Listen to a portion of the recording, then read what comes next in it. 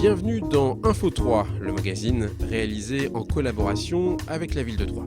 Nous vous proposons ce mois-ci un numéro dédié au développement durable et au tourisme, avec notamment des installations nouvelles et innovantes pour trier vos déchets, le semi-marathon de Troyes qui se met au vert, et un nouveau label de tourisme obtenu par la ville, le label du patrimoine européen.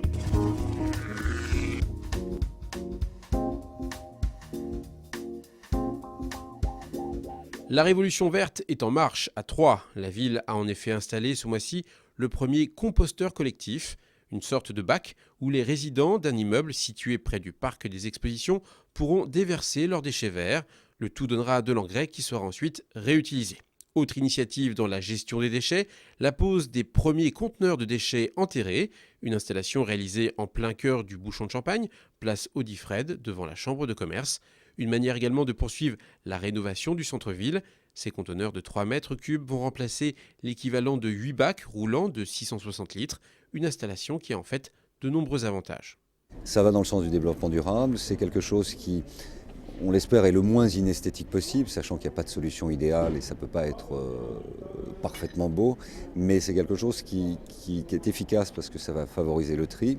Ensuite, le levage sera plus important parce que la containerisation est plus élevée, donc les levages seront plus réguliers et feront moins de bruit. Ça aussi, je crois que la lutte contre le bruit en ville, que ça vienne des motos, que ça vienne des scooters ou que ça vienne des ordures ménagères, ça fait partie des objectifs qu'on doit se fixer. Dans quelques semaines, on va l'installer rue Urbain 4 qui est en train d'être rénové.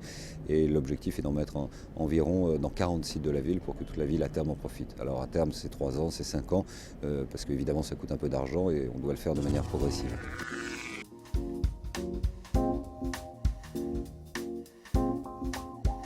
Comment allier sport et écologie ? Les organisateurs du 17e semi-marathon de Troyes ont la réponse. Ils ont en effet obtenu cette année le label développement durable en répondant à un cahier des charges très strict. Durant la course qui s'est déroulée au mois de mai, la consommation de produits bio et issus du commerce équitable a été encouragée, comme le covoiturage pour rejoindre le lieu de départ. Le tri sélectif a été mis en place tout au long de la course. La solidarité et le social ont également fait partie des critères d'attribution du label. Effectivement, cette 17e édition elle est marquée par 2 éléments nouveaux. Tout d'abord, il y a un nouveau parcours et puis il y a également l'obtention d'un label développement durable. En ce qui concerne le parcours, la volonté c'était de le modifier pour créer une surprise peut-être chez les participants, de renouveler un peu le semi-marathon et puis il y a surtout une volonté très forte d'ouvrir le semi-marathon qui a été très axé sur le Bouchon de Champagne, de l'ouvrir à d'autres quartiers périphériques de la ville. Et pour cette édition, nous avons choisi le quartier Jules Guesde. Et s'il accueille beaucoup de joggers qui viennent soit sur l'épreuve de 7, voire sur l'épreuve de 21 km, donc des coureurs du dimanche, donc tout le monde peut participer bien évidemment, c'est également un semi-marathon qui est qualificatif pour le championnat de France. Donc ça veut dire que c'est une épreuve officielle du calendrier de la fédération.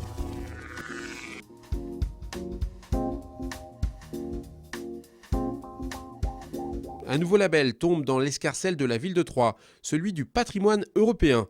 Une distinction reçue pour la richesse de son industrie textile au 19e et 20e siècle. Troyes est la 4e ville de France à recevoir ce label prestigieux, après l'abbaye de Cluny, la maison de Robert Schuman en Moselle et le palais des papes à Avignon. Et le précieux titre n'a été attribué qu'à 65 sites européens. Pour soutenir cette distinction, une réflexion est déjà en cours, dont notamment une exposition. Nous allons déjà soutenir fortement une exposition qui va se tenir, une grande exposition qui va se tenir à la Maison de l'Outil, justement sur les origines du textile, puisque la Maison de l'Outil fut autrefois, sous la Renaissance, le premier atelier de fabrication textile. C'est un des exemples que je peux donner, mais pour l'instant, on a à construire ce plan d'action, donc il n'est pas encore construit. Donc voilà une des actions, une réflexion sur les musées également, dont bien sûr le musée de la Bonneterie, et puis bien d'autres choses qui vont être mises en œuvre dès qu'on aura acté un certain nombre de décisions. Là, on vient d'avoir le label, après il faut le faire fructifier. Peut-être aussi conforter la recherche dans les textiles intelligents, etc. Et puis également mobiliser des fonds du Conseil de l'Europe.